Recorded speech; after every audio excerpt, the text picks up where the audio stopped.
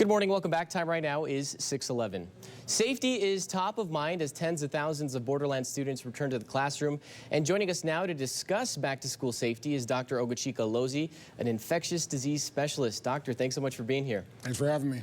All right, first question. What does the science tell us about how COVID-19 spreads at schools? I think it's not that easy, Mauricio. I think part of it is it depends on who you ask. I will say this, on average, and what we've seen across the world is that kids do not spread COVID as much as adults do. And we protected our communities by vaccinating people that were 65 and older and those that had chronic health conditions. I think, however, we're going to get into a stress test. Putting all these kids back to school, the Delta variant is a lot more transmissible. It's going to be a lot more different. I think if you look at this graph, this is Texas, and you can see the rate of pediatric hospitalizations. It's 0.31. But you can also see this line going up. And although that's just 150 kids just out of 8 million, it's still an increase. And so we're going to have to watch this. Okay, Doctor, when it comes to masks, should kids be taking them to school? I know it's no longer mandated in Texas. Yeah, you know, if you had asked me this a couple months ago, I was a pretty strong proponent of kids not having to wear masks in school.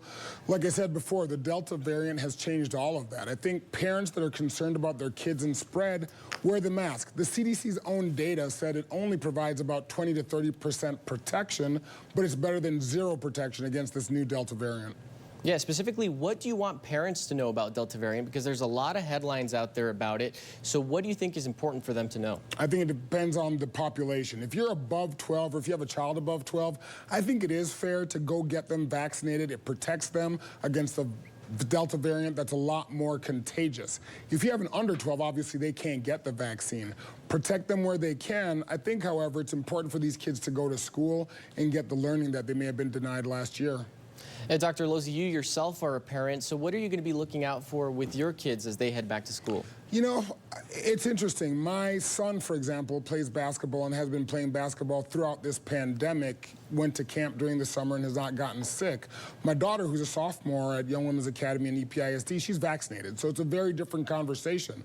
With him, I'm a lot more diligent around masking when he's in larger groups, and going back to school, he knows the drill. The mask won't kill him, and he's comfortable with it. So again, I think each parent is going to have to look at that risk for different children based on their vaccine status. Yeah, it's not a one-size-fit-all approach here. It kind of just depends on the circumstances. All right, Dr. Lozi, thanks so much for your time. We really do appreciate all your helpful tips. Appreciate you. It is super helpful as we, of course, have tens of thousands of students heading back to school. We'll be right back. Stay with us. It's 6:14.